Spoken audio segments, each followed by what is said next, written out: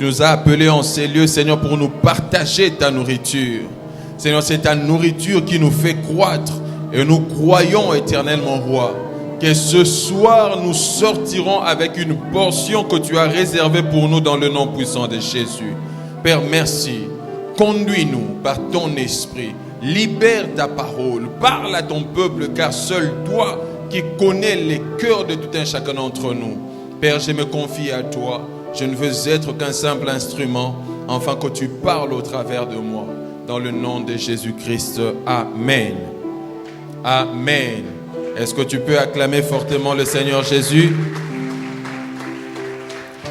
Que le Seigneur nous bénisse. J'aimerais que l'on lise rapidement avant de reprendre nos places. Nous allons lire et puis nous allons nous rasseoir. Comme ça, on fera d'une pierre deux coups. Proverbe chapitre 20, le verset 27. Proverbe chapitre 20, le verset 27. Proverbe chapitre 20, le verset 27. Si tu n'as pas de Bible, tu peux lire avec ton voisin. Ça sera toujours bénéfique. Au moins, nous n'allons pas te mentir. Proverbe 20, 27, je lis dans le nom de Jésus. L'esprit de l'homme est une lampe de l'Éternel. Il explore les plus profonds de l'être. Parole du Seigneur, nous pouvons nous rasseoir. Je rends grâce à Dieu pour cette opportunité merveilleuse qu'il m'a encore accordée une fois de plus. Je ne cesserai de dire merci à notre papa qui, par marque de confiance, il nous a encore cédé la chair pour partager la parole. Et je te bénis, toi aussi qui es venu écouter la parole de Dieu ce soir. Je te vois déjà béni. Je crois que tu es béni. Si tu ne crois pas en ta bénédiction, je suis la première personne à croire que tu es extrêmement béni ce soir. Que le Seigneur nous bénisse abondamment. Nous sommes toujours en train de parler sur notre grand thème concernant la réalité de la rédemption. Et le pasteur avait évoqué un autre sous-point. Il avait commencé à parler sur la valeur de la foi dans la rédemption. Quelle est la valeur de la foi dans la rédemption? Et pendant qu'il évoluait avec ce point, il a noté un élément très important concernant l'imagination.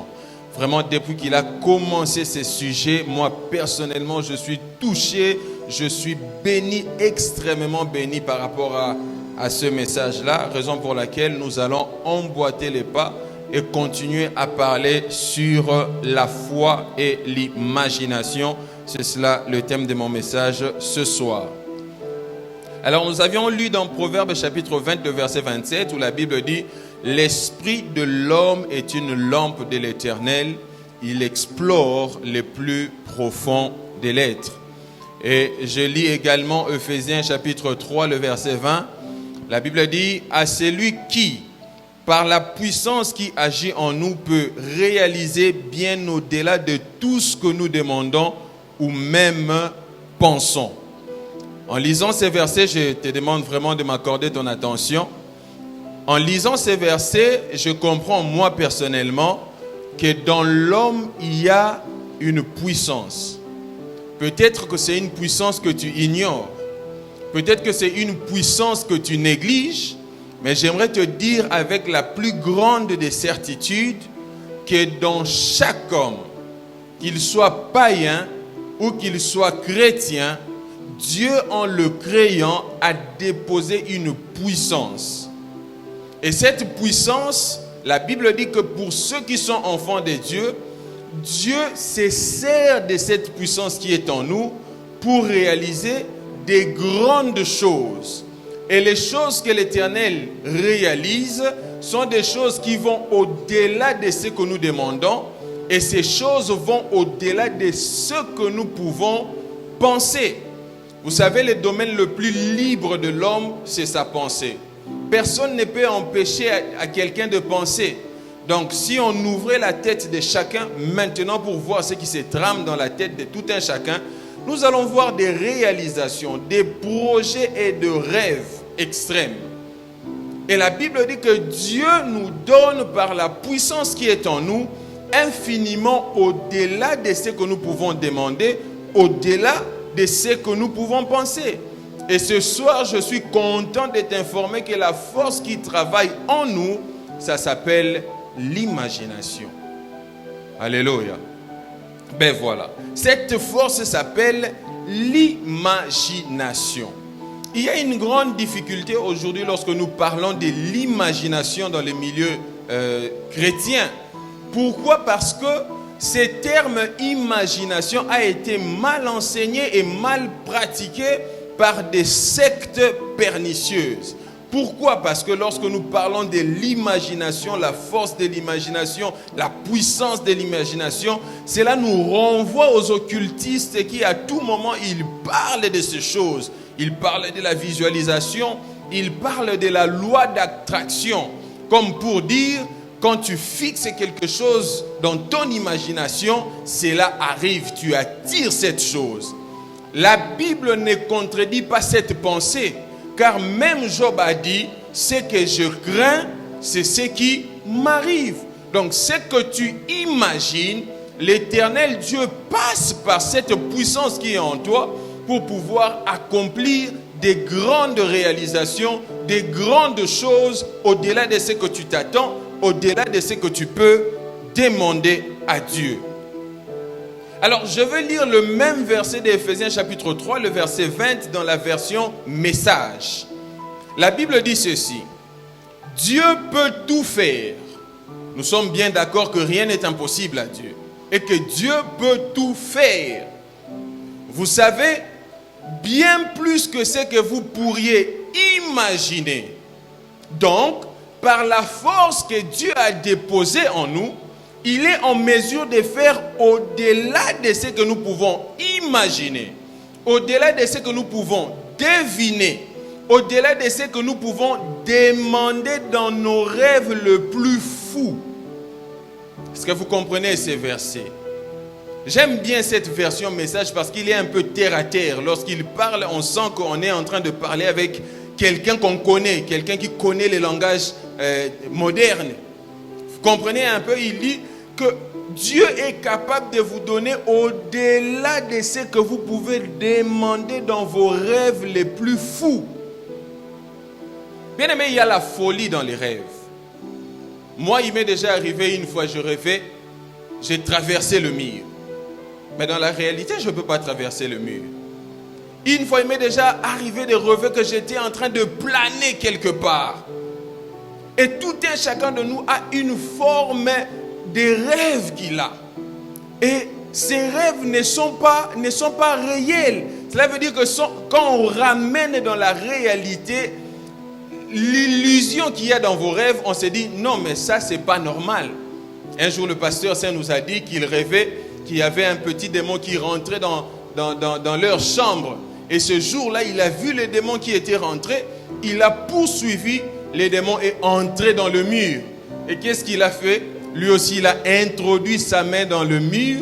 Il a attrapé les démons de l'autre côté et il a ramené, il a frappé. Il n'y a pas de limite dans le monde spirituel. Raison pour laquelle cette version nous dit que tout ce que vous pouvez demander dans vos rêves les plus fous, par la force de l'imagination, Dieu qui agit en nous peut vous l'accorder.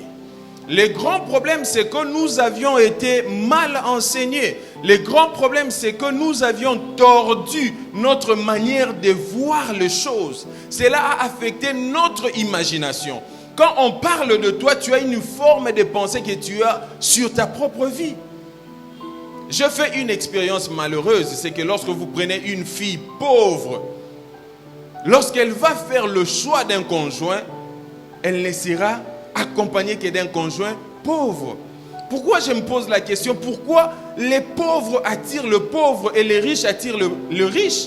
Je n'ai jamais entendu dans notre siècle aujourd'hui un homme tellement riche aller épouser une femme tellement pauvre. Je n'ai jamais entendu dans notre siècle aujourd'hui où une femme extrêmement riche va épouser un homme extrêmement pauvre. Pourquoi? Parce que notre imagination en tant que pauvre nous pousse à voir les choses dans la pauvreté. Et notre imagination en tant que riche nous pousse à voir les choses grandes dans la richesse. Je connais une dame qui habitait quelque part et cette dame n'avait pas assez de moyens. Mais elle avait décidé d'envoyer son enfant dans une école de renommée.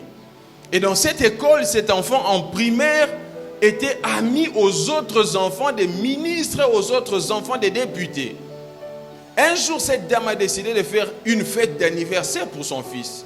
Elle n'était pas dans un quartier assez joli, mais elle avait seulement une imagination élevée par rapport aux gens qui habitaient dans son secteur. Elle organise une fête. Elle ne l'a pas fait dans sa maison. Elle a demandé la maison de la voisine qui était un peu plus présentable par rapport à sa maison. Et le soir arrive, on voit des jeeps défiler. Ce sont les enfants des ministres, des députés venir dans la fête d'anniversaire de son fils. Et vous conviendrez avec moi qu'une fois que ces enfants auront grandi et qu'ils auront occupé des postes élevés, ils vont penser à leur ami. On a étudié avec lui en primaire, on a étudié avec lui en secondaire, on a étudié. Notre imagination faible nous pousse à fréquenter des endroits qui nous caractérisent. Il y a certaines personnes, pour entrer dans un restaurant, c'est difficile.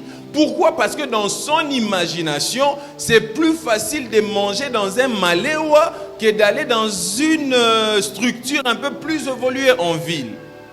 Tout est question d'imagination. Et les occultistes ont compris cette chose. Raison pour laquelle ils l'utilisent avec la puissance de l'ennemi pour acquérir ce qu'ils reçoivent. Mais nous, en tant qu'enfants de Dieu, Dieu nous ayant donné cette force, nous ne l'utilisons pas. Et on pleure, Seigneur, ma vie ne change pas, ma vie n'avance pas, ma vie n'évolue pas. Mais nous avons en nous une force, nous avons en nous une puissance. Mais pourquoi nous ne l'utilisons pas? Parce que nous n'avons pas une imagination qui permet à Dieu de faire au-delà de ce que nous demandons. J'aimerais par la grâce de Dieu que ce soir tu changes ta manière de réfléchir. À partir de ce soir que tu changes ta manière de comprendre et de percevoir les choses. Un jour le pasteur Higuen m'a raconté qu'il était quelque part. Il a vu des jeunes filles en train de décharger des conteneurs qui leur appartenaient. Des jeunes filles d'environ 25 ans. Mais quand on est jeune fille de 25 ans, on est encore adolescente ici.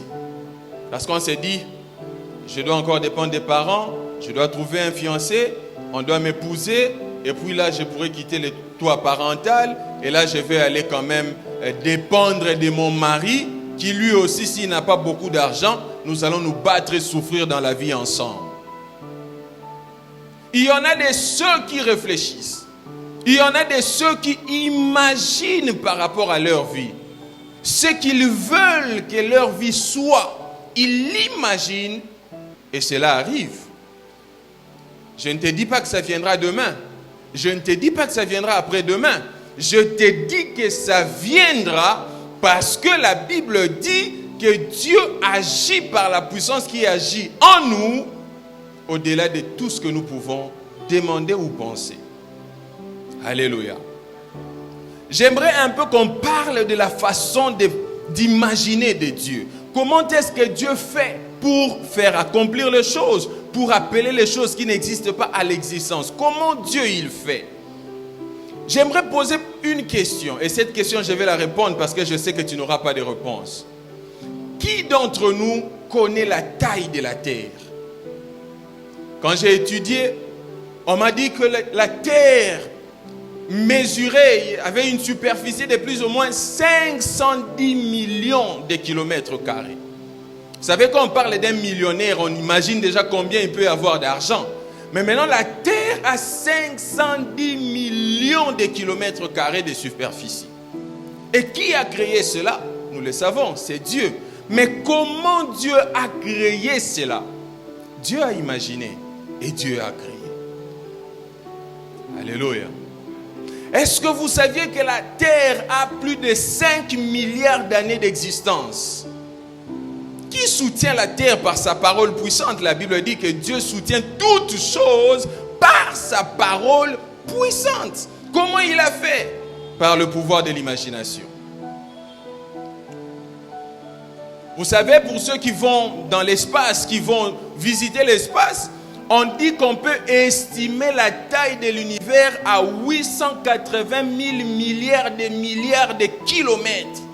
Mais qui a fait ça? C'est Dieu. Et comment Dieu a fait cela? Par la puissance de l'imagination.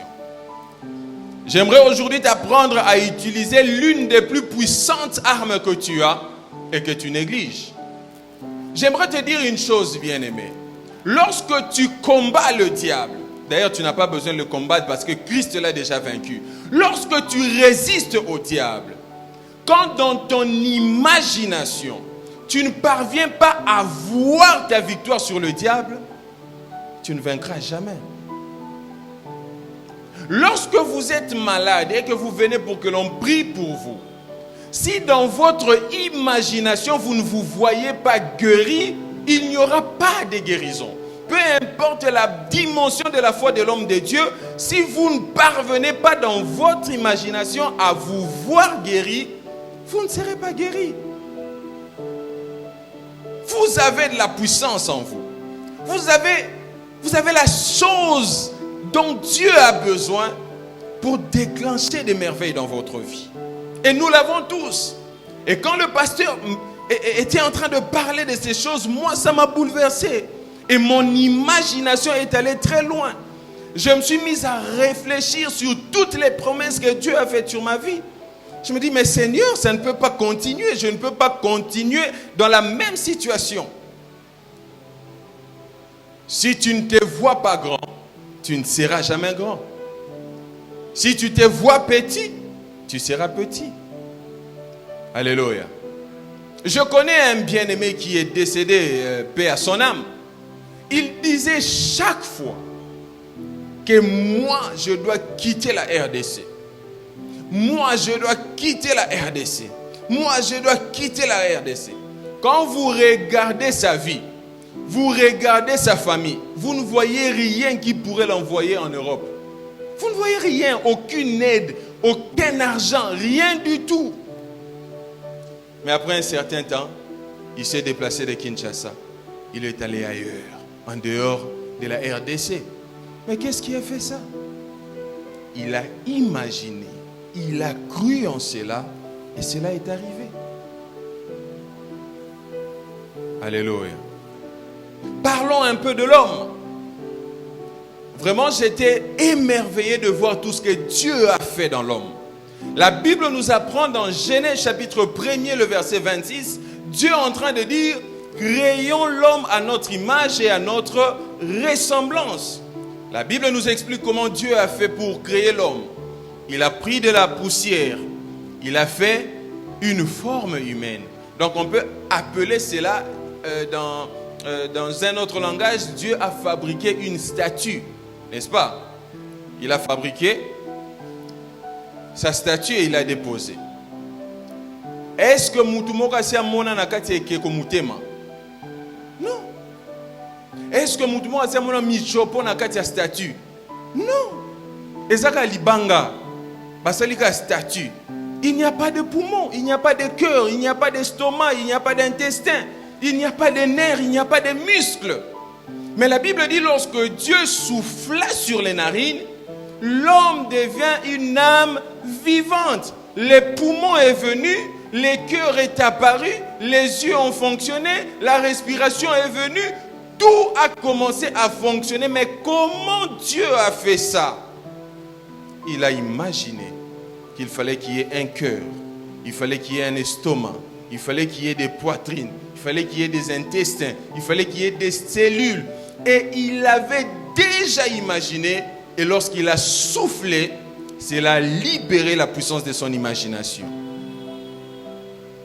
Nous avons cette puissance en nous.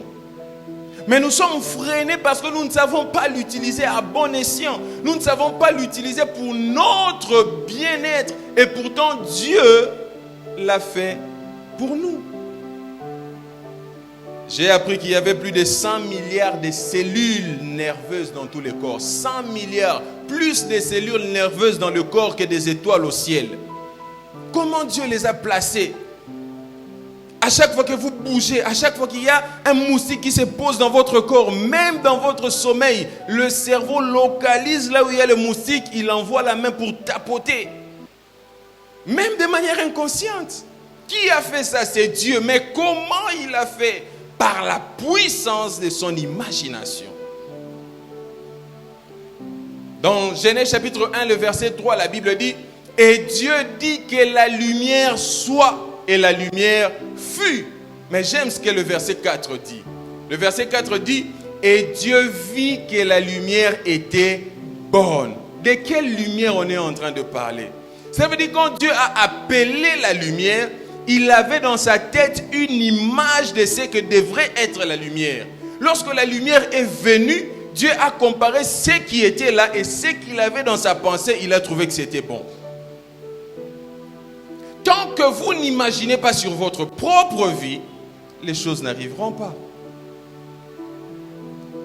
Imaginez-vous tous les temps où nous étions païens, combien nous avions utilisé notre imagination pour commettre le péché. Et nous avions laissé le diable nous entraîner, surtout dans la pornographie, dans comment on appelle, une sexualité dérangée. Et à chaque instant, nous ne voyons que le mal. Et le mal arrivait. Pourquoi? Parce que nous avions laissé le diable contrôler notre imagination et le mal venait. Et maintenant que nous sommes devenus enfants de Dieu, nous ne voulons pas laisser Dieu contrôler notre imagination pour que le bonheur arrive. Alléluia.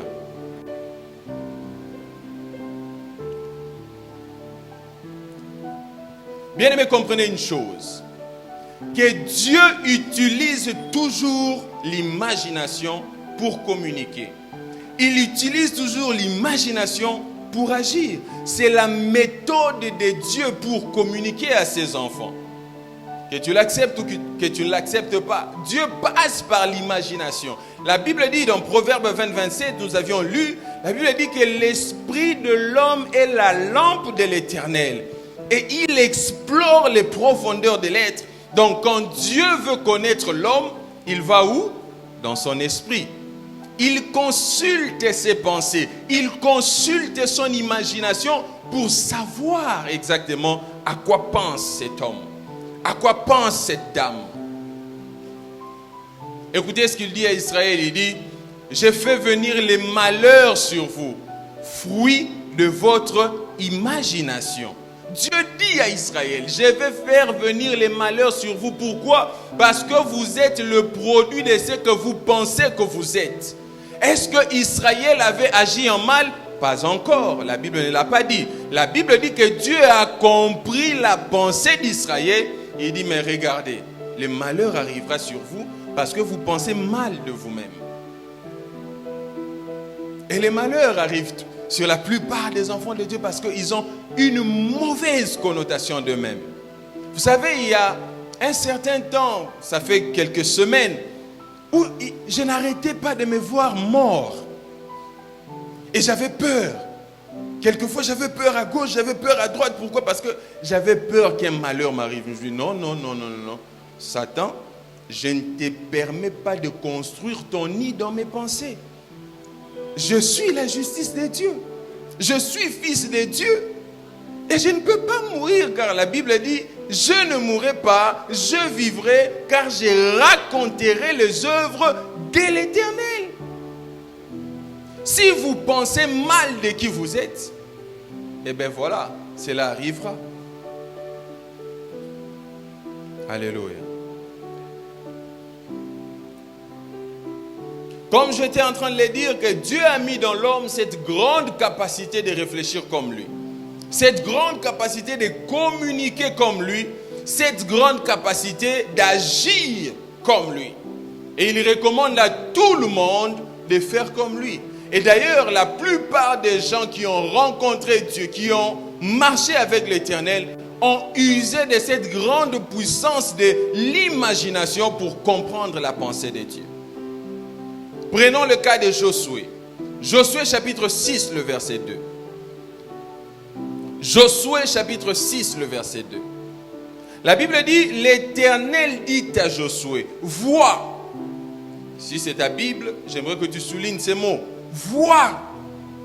Je livre entre tes mains Jéricho et son roi et ses vaillants soldats. Arrêtons-nous un instant et posons-nous la question. Est-ce que Josué avait déjà gagné Jéricho? Non. Mais Dieu lui dit, vois. Avec quels yeux il devait voir? Parce qu'avec les yeux physiques, Jéricho était barricadé. Il n'y avait pas d'issue. Il n'y avait aucun moyen d'y accéder. Mais Dieu dit, regarde. En fait, qu'est-ce qu'il voulait dire exactement à Josué? Il a dit, contemple la victoire que je te donne sur ces peuples. N'oublie aucun détail. Regarde comment est-ce que la muraille va s'écrouler. Regarde comment est-ce que tes soldats vont pénétrer. Regarde comment ils vont abattre tous les soldats, les vaillants soldats de Jéricho. Regarde comment est-ce qu'ils vont capturer le roi. Et comment est-ce que tu vas dominer sur Jéricho.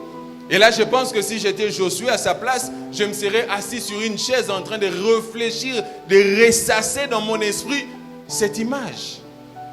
Comment est-ce que la muraille tombe? Comment est-ce que j'entre dans Jéricho? Comment est-ce que je bats les soldats, les vaillants soldats? Comment est-ce que je capture les rois? Comment est-ce que je domine? Est-ce que c'est beaucoup demandé? Non. Dieu dit, tu le veux. Imagine cela. Et tu l'auras. Alléluia. Vous savez, si vous pouvez le voir, vous pouvez l'avoir. Si vous pouvez le voir dans votre esprit, vous pouvez l'avoir. Si seulement vous pouvez visualiser, vous pouvez voir la chose pour laquelle vous venez ici pour prier, vous pouvez l'avoir. Vous savez, fut un temps, avant de me marier, j'étais fiancé à l'époque, je rêvais d'habiter à Salongo. Il arrivait des fois, parce que moi j'habitais quelque part ici, on appelait mon quartier Ngale. Ça veut dire, c'est entre la frontière de Ngaba et de Lemba. Donc quand il y a Koulouna, moi j'étais là dans mon salon, je voyais comment est-ce que les gens se battaient, je voyais comment est-ce qu'on arrachait les chaînettes aux jeunes filles, je voyais. Donc j'étais juste là quelque part. Alors je me disais, je dois habiter dans un bon quartier, je dois être à Salongo. Et vous savez ce que je faisais? Je prenais ma femme, ma fiancée à l'époque, on montait sur Abeti. Vous voyez, quand vous êtes sur Abeti, vous montez vous longez la colline, vous allez jusqu'à Mazo, vous descendez, vous repartez de l'autre côté jusqu'au camp, et on faisait des tours à un certain moment, on s'était assis quelque part. Je dis, ma femme, tu sais, ma fiancée, tu sais, on va habiter dans ces quartiers. Et un mois avant de me marier, j'ai trouvé une maison là-bas. On est entré, on a commencé notre vie de couple là-bas. Et quelques années plus tard, la maison dans laquelle je suis en train de vivre maintenant, je me rends compte que je l'avais imaginé alors que j'étais encore étudiant. Une fois, je partais à la répétition, c'était vers Moussoualou. Et je passais toujours devant cette parcelle. À l'époque, ce n'était pas encore construit. Mais c'était vraiment vaste et je voyais comment est-ce qu'on construisait cette maison. Et je me disais, waouh, c'est grand, j'aime des espaces comme ça. Moi, je dois habiter dans cette parcelle et avoir des parcelles comme cette parcelle.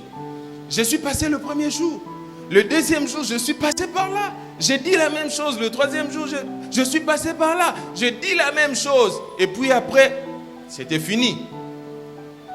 Un jour, ma femme, on cherchait une maison. Ma femme est sortie pour aller trouver une maison. Elle me dit, je trouvais une maison, viens, on va aller visiter. On arrive et c'est exactement la même parcelle que j'ai rêvé, que j'ai vu, que j'ai imaginé des années avant. Et c'est là que je vis aujourd'hui. Alléluia. Et quand je suis entré dans cette parcelle, j'étais le seul piéton de la parcelle. Tout le monde avait un véhicule. Moi, je n'en avais pas. Et je m'étais vu en train de conduire ma voiture. Chaque fois, je me voyais. Quand je voyais les autres passer, je faisais même rire ma femme. Quand je les voyais passer, j'ai tapoté sur leur véhicule pour dire, je reçois ces véhicules au nom de Jésus. Et ils passaient. Le lendemain, je venais, j'ai touché toutes les voitures de la parcelle. Je reçois. Alléluia. Et voilà. Et un jour, comme par miracle, j'avais eu mon premier véhicule. Gloire à Dieu. Parce que j'avais dit à ma femme que nous n'allons pas sortir de cette maison, de cette parcelle, sans véhicule. Et Dieu nous en avait béni. Comment c'est arrivé, je ne sais pas. Mais je sais que j'avais imaginé, j'avais cru en cela et Dieu l'avait fait.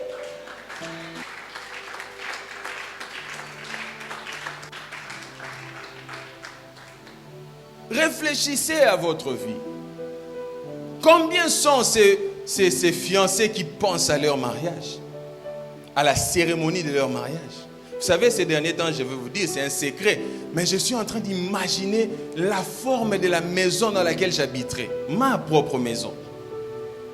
J'imagine. Vous savez, quand je vois les formes de construction, je me dis, oh, ces gens manquent de goût. J'ai vu des constructions, je me suis dit, non, je dois habiter tel type de maison. Il me suffit d'avoir la photo dans mon esprit, commencer à déclarer cela, et je le verrai. Et je voyais toujours mon mariage. Comment est-ce que ça devait se dérouler? Et vous savez, bizarrement, je savais, avant même de me marier, que j'aurais un véhicule blanc. Je serais conduit dans un véhicule blanc. Je le savais. Et le jour de mon mariage, quelqu'un m'a donné son véhicule et c'était blanc, comme je l'avais imaginé. Amen. Nous avons en nous la force, la puissance. Et Dieu n'attend que cette puissance soit manifeste pour qu'il agisse. Et quand vous voyez maladif. Quand vous voyez en train de chouer. Vous voyez la plus laide, le plus laid.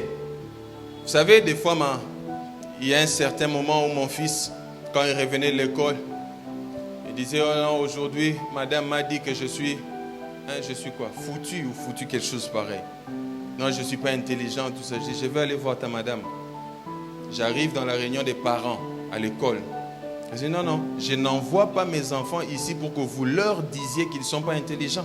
S'ils ne sont pas intelligents, ils sont là pour que vous leur enseignez, pour qu'ils deviennent intelligents.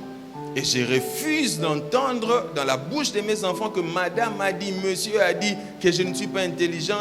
Non, ce n'est pas ça. Quelle est l'image que l'on donne de l'enfant quand on lui dit qu'il n'est pas intelligent?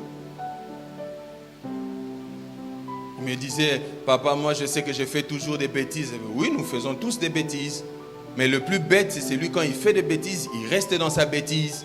Mais le plus intelligent, c'est quand tu fais des bêtises, tu reconnais et tu avances. Amen. Le langage de Dieu, c'est le langage de l'imagination. Quand Dieu veut te communiquer une information, il te dit, regarde. Il veut être sûr que tu vois la même chose que lui. Il veut être sûr que vous pensez de la même manière. Regardez ce qu'il dit à Jérémie. Jérémie chapitre 1, le verset 11 à 13. Jérémie chapitre 1, le verset 11 à 13. Vous savez, ça m'est venu tout de suite. La plupart des gens n'évoluent pas dans leur vie spirituelle simplement parce qu'ils ne se voient pas en train d'évoluer dans leur vie spirituelle.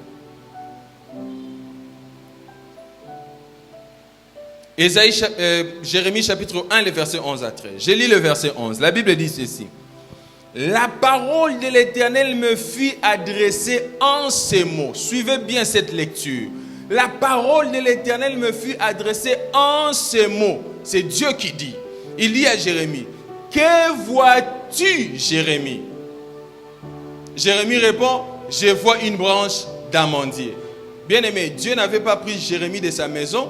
Il a fait sortir au coin du quartier pour lui faire voir l'amandier qui était au coin de leur avenue. Non. Jérémie était chez lui. Dieu lui pose la question chez lui. Il dit qu'il voit chez lui, probablement même dans sa chambre, en train de voir un amandier. Avec quels yeux il a vu? Les yeux de l'imagination, les yeux de son cœur, les yeux de ses pensées. Au verset 12, et l'Éternel me dit, tu as bien vu. Lorsque tu ne vois pas de la même manière que Dieu n'agira pas dans ta vie. Lorsque tu ne te vois pas tel que Dieu voit ta vie restera la même. Je ne peux pas, même pas en une seule seconde, me voir pauvre. Non, je ne le suis pas. Je ne peux même pas une seule seconde de ma vie me voir malade. Car la Bible me dit qu'aucun d'entre vous ne dise qu'il est malade. Je ne le suis pas. Avec la douleur dans mon corps, je ne suis pas malade. Avec la faiblesse dans mon corps, je ne suis pas faible. Dans mon imagination, je vois ce que Dieu voit de moi. J'aime cette chanson qui dit « Je suis ce que Dieu dit que je suis la tête et non la queue. Je suis le fils du roi des rois.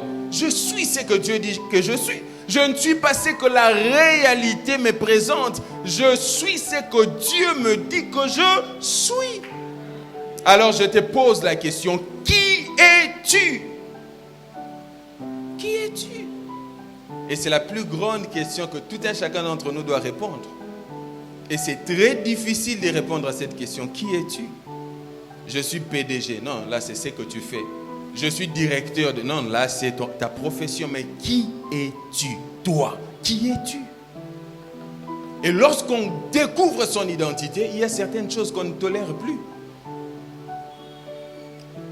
Vous savez, on va continuer la lecture. Le verset 13, la Bible dit, la parole de l'Éternel me fut adressée une seconde fois. Dieu veut se rassurer que Jérémie a bien vu. Il dit, que vois-tu? J'ai répondu, je vois une chaudière bouillante du côté du septentrion. Amen. Et voilà. Comment ta vision est-elle alignée? Est-ce qu'elle est alignée par rapport à Dieu ou c'est aligné par rapport aux réalités de ta famille? Je ne sais pas ce qui se passe dans ta famille. Peut-être que vous avez des enfants avant d'entrer dans les mariages. Peut-être que vous ne vous mariez jamais. Peut-être que vous pouvez étudier, mais il n'y a jamais eu de travail. Mais qu'est-ce que tu vois? Tout ce que je vois, c'est la victoire. Je sais que je suis victorieux. C'est ça la conclusion. Peu importe ce qui va se passer au milieu du combat, je sais que je gagne. J'ai gagné d'avance. Amen. Alors, quand est-ce que la foi intervient dans l'imagination? Quand est-ce que la foi intervient dans l'imagination? Le pasteur Arnaud, vous me parlez de l'imagination, mais imagination, bon, je m'imagine après. Hébreux chapitre 11, le verset 1er. C'est un verset que tout le monde connaît. Hébreux chapitre 11, le verset 1er. Je vais lire dans la version Bible amplifiée. Ça sera beaucoup plus détaillant. La Bible dit, or la foi est l'assurance, la confirmation. La foi est un titre de propriété des choses que nous espérons, étant la preuve de choses que nous ne voyons pas et la conviction de leur réalité. La foi percevant comme un fait réel ce qui est non révélé au sens. Est-ce qu'on a compris ce sens? Donc, la foi est l'assurance des choses que nous espérons. Les choses espérées, est-ce que ce sont les choses que tu vois? Non, tu ne les vois pas. Ce n'est pas palpable, ce n'est pas visible. Tu ne peux pas le voir maintenant. Parce qu'aujourd'hui, je me dis, j'espère être l'homme le plus riche du monde. Est-ce que je le suis pour l'instant? Non. Mais je l'espère. Comment? Dans mon imagination. Donc, la foi, ça veut dire l'assurance qu'il y a dans le cœur lorsque nous nous imaginons des choses. Nous savons que ces choses vont arriver. C'est ça la foi. Des choses qui ne sont pas palpables au sens. Les sens ne peuvent pas le toucher, ne peuvent pas les toucher.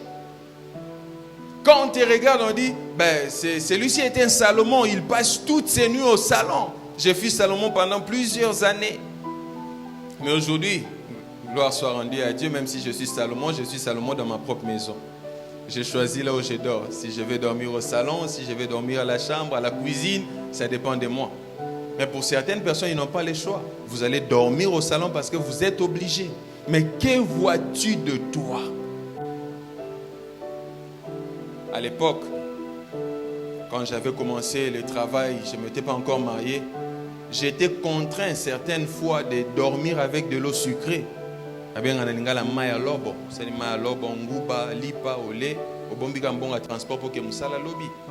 Mais aujourd'hui, si c'est parce que je veux, ben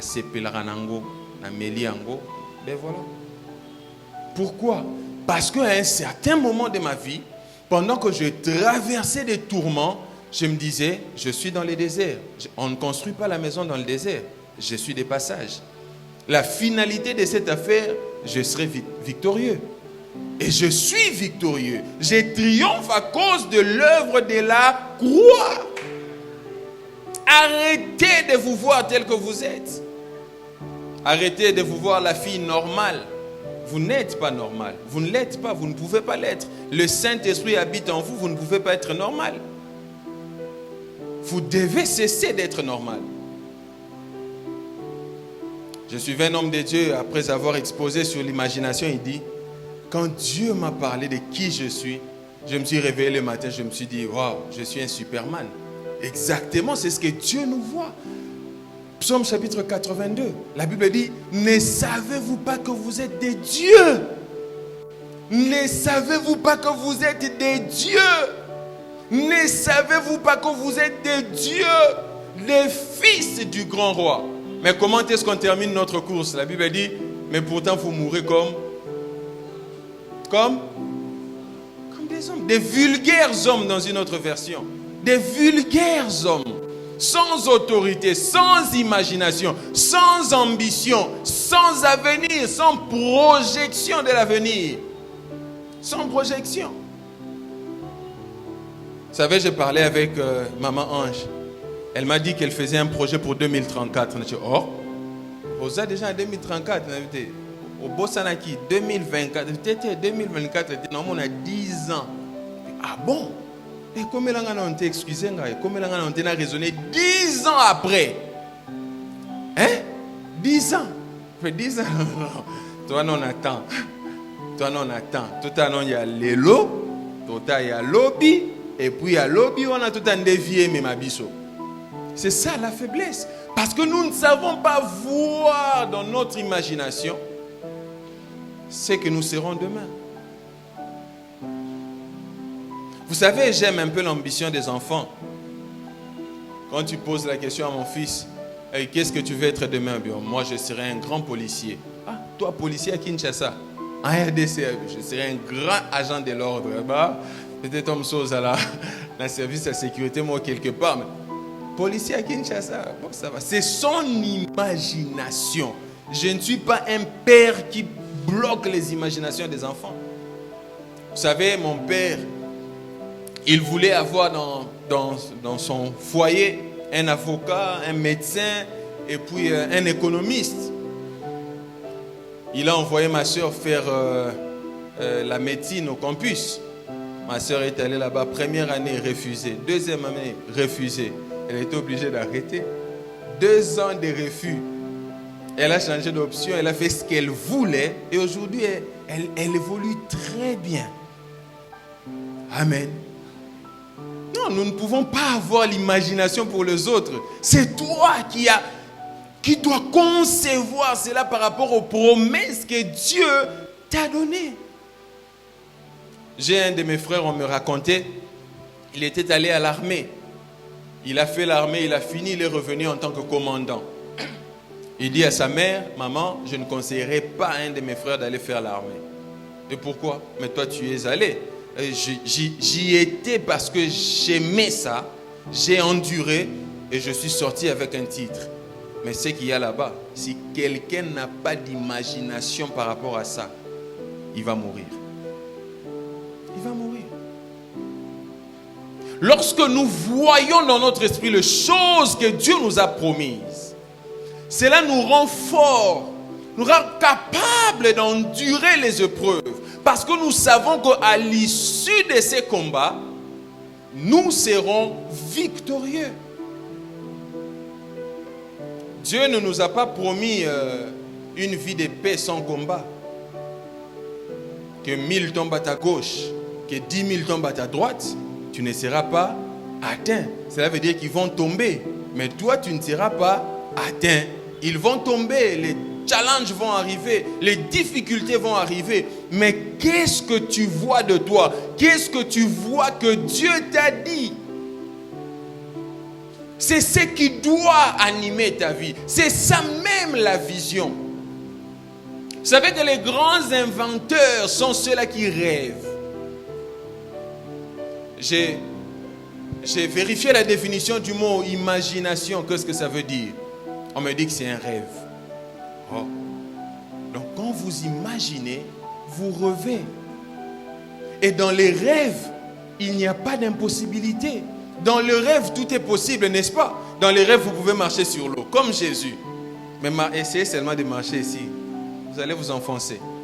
Mais dans un rêve, vous pouvez voler. Essayez de sauter, vous allez tomber. Mais dans les rêves, vous pouvez voler.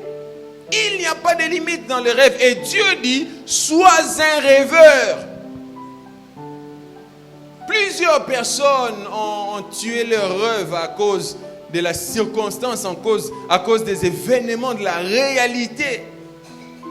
Les rêves sont morts.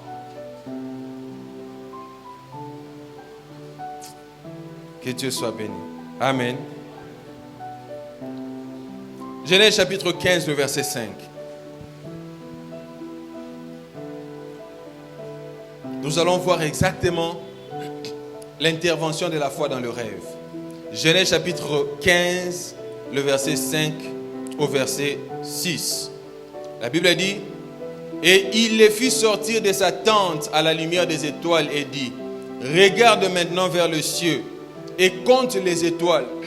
Si tu peux le compter, alors il lui dit, « Telle sera ta descendance. » Et Abraham crut au Seigneur, il fit confiance, s'appuya sur lui, resta fidèle à lui, et il lui compta cela comme justice. Je vais vous expliquer l'histoire. Abraham, ce vieux Abraham n'avait pas d'enfant. Et Dieu lui avait dit qu'il serait le père d'une grande multitude. Des années sont passées, Abraham n'a rien vu. Qu'est-ce que Dieu vient? Il vient renforcer son imagination. Je te change de nom.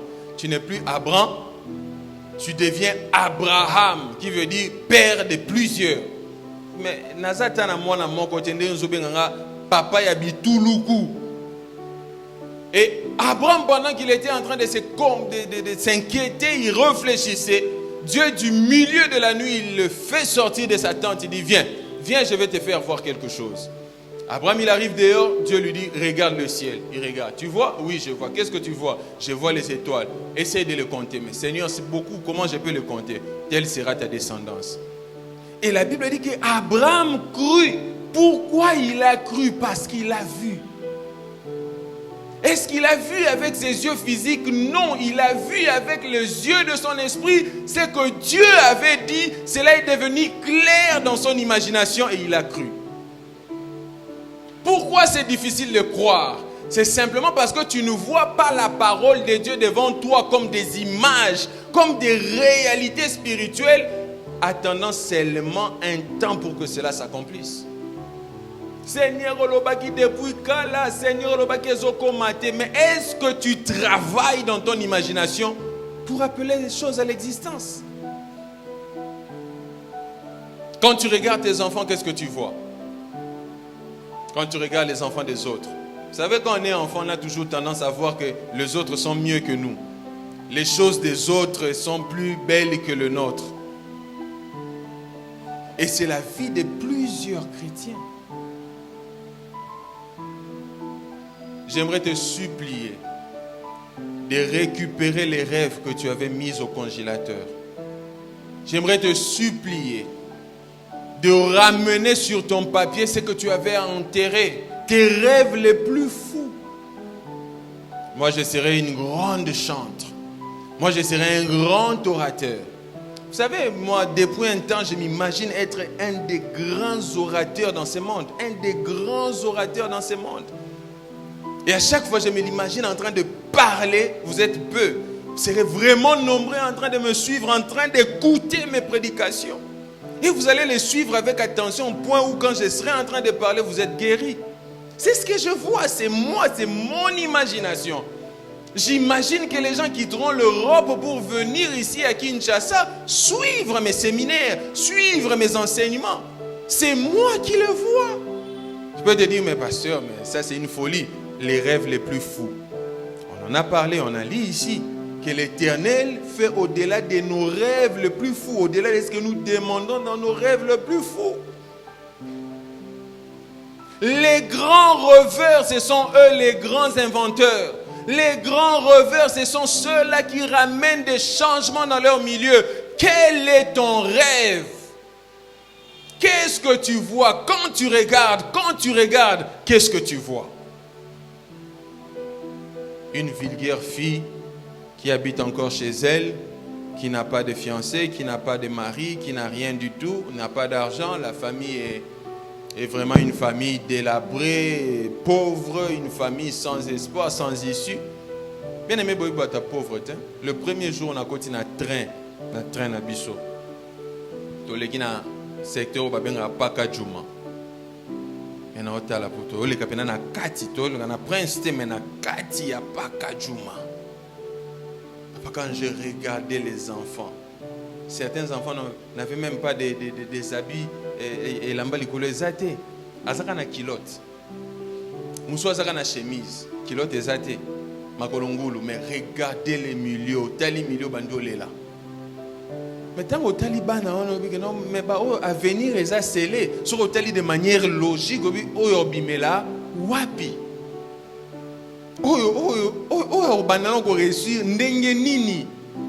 Mais vous voyez des gens comme ça, des petits garçons joyeux, très joyeux que les kabato bazana ba millions na ba compte en banque.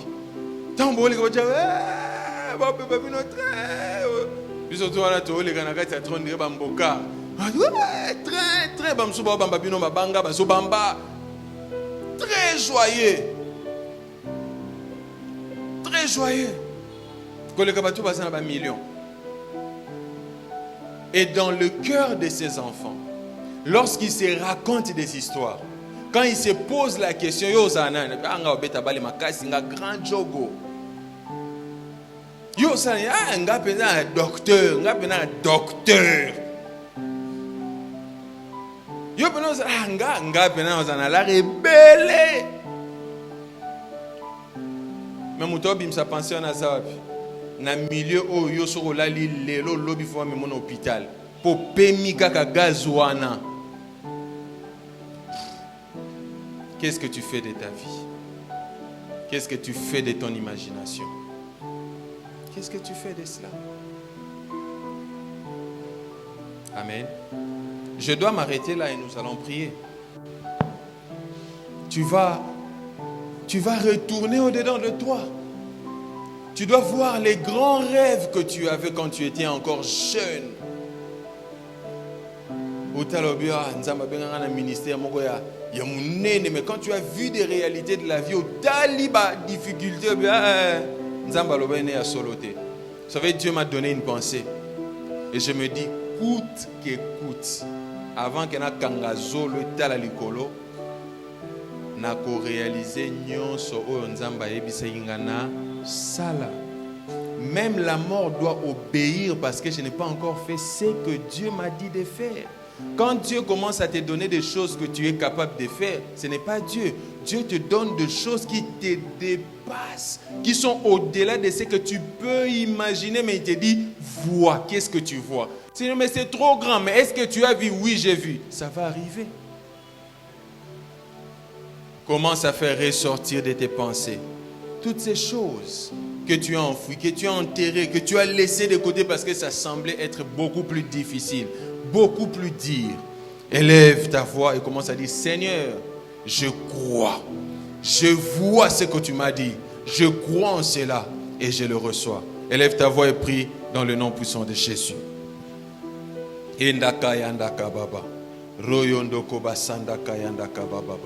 Père, je crois que tu m'as appelé à un grand ministère. Je crois que tu m'as donné de grands rêves. Je crois, Éternel, mon roi, que tu vas m'utiliser puissamment dans le domaine de la guérison et des miracles. Je crois, Éternel, mon roi, que lorsque je serai en train de parler, les gens vont m'écouter. Je crois, Éternel, mon roi, que lorsque je parlerai, les malades seront guéris. Je n'ai pas forcément besoin de leur imposer les mains. Seigneur, la Bible dit que les gens apportaient des mouchoirs, ils mettaient sur les vêtements de Paul, ils allaient imposer sur les malades étaient guéris. Ils allaient imposer sur les possédés étaient délivrés. Père, c'est ce que tu m'as appelé à faire et je crois que ces choses vont arriver. Aucune de ces choses ne restera stérile. Je vivrai et je verrai l'accomplissement de tes promesses dans ma vie. Aucune des promesses de Dieu ne passera à côté de sa réalisation. Je vais les voir toutes s'accomplir dans ma vie. Abraham est mort, laissant un seul fils, avec une promesse d'être le père d'une multitude. Mais lorsque tu t'es présenté à Moïse, tu as dit, je suis le Dieu d'Abraham, d'Isaac et de Jacob. De génération en génération, nous sommes fils d'Abraham. Jusqu'à aujourd'hui, la promesse que tu as donnée à Abraham continue à s'accomplir. Et tu n'es pas un homme pour mentir. Tu n'es pas un fils d'homme pour te repentir. Ce n'est pas avec moi que tu vas apprendre à mentir, alors que tu n'as pas menti à Moïse, tu n'as pas menti à Abraham, tu as été fidèle jusqu'à la mort. Donc tu vas accomplir tout ce que tu as dit pour moi. David a dit, j'étais jeune, j'ai vieilli et je n'ai pas vu un juste être abandonné, ni sa postérité mendier du pain. Mes enfants ne manqueront pas de quoi manger. Mes enfants ne manqueront pas d'argent pour aller à l'école. Mes enfants ne manqueront pas d'argent pour se déplacer. Père, tu es un Dieu fidèle. Si le monde ne le reconnaît pas, moi je le reconnais. Je peux voir dans mon esprit les grandes réalisations que tu as accomplies pour Réma. Seigneur, quand je vois tout ce que tu réalises, quand je vois d'où tu nous as pris et où tu nous emmènes, qui est comme toi? Tu es incomparable en puissance. Tu es incomparable, Seigneur, dans tes actions. Qui peut faire comme toi? Qui peut agir comme toi? Le diable est un menteur. Il vient avec des pensées négatives pour me faire croire que je suis n'importe qui, pour me faire croire que je ne suis qu'un moins que rien, pour me faire voir que je ne vaux rien. Père, tu as dit dans ta parole, tu as du prix à mes yeux. Père, tu as du prix à mes yeux. Seigneur, je ne suis pas n'importe qui. À partir du moment où Jésus habite en moi, à partir du moment où le Saint-Esprit qui est surnaturel, qui n'est pas normal, il habite en moi, je ne suis plus normal. Je suis un super homme. Je suis au-dessus du normal. Je suis au-dessus de tout ce que le monde peut penser que je sois. Père, je suis élevé avec toi. Je ne suis pas à la dimension des démons, je suis au-dessus d'eux. Père, c'est toi qui me l'as placé. Tu as dit à Jérémie, vois, qu'est-ce que tu vois? Père, je vois ta victoire sur ma vie. Je vois ta victoire sur les ennemis qui me combattent. Je vois ta victoire sur les ennemis, c'est eux qui combattent vraiment. Je vois l'Éternel combattre pour toi dans le nom de Jésus. Je vois l'Éternel combattre pour toi dans le nom de Jésus. Si toi tu ne vois pas dans mes yeux spirituels, dans les yeux de mon imagination, je peux voir ce que l'Éternel est en train d'accomplir. Il fait des grandes choses, il fait des merveilles, il nous délivre, il combat pour nous, il nous bénit. Père, merci parce que tu m'établis dans la richesse. Je peux me voir riche en train de marcher. Père, Seigneur, je vois déjà tout ce que tu me donnes. Je vois déjà tout ce que tu as accompli dans ma vie. Père, merci pour ta grâce. Merci pour ta faveur. Merci pour ta grâce. Barevu nyonso pesange kokokisama. Ata mokote ko fanda na nkunda. Ata mokote ko tikala sans exaucement. Ata mokote ko tikala sans manifestation. Père, la Bible dit que la création tout entière attend la révélation, la manifestation des fils de Dieu. Je suis manifesté dans ma génération dans le nom de Jésus. Je suis manifesté dans ma génération dans le nom de Jésus. Père, merci pour ta grâce. Merci pour ta faveur. Merci pour tout ce que tu as accompli dans le nom de Jésus-Christ. Remercie le Seigneur. Est-ce que tu peux remercier le Seigneur pour tout ce qu'il a fait pour toi?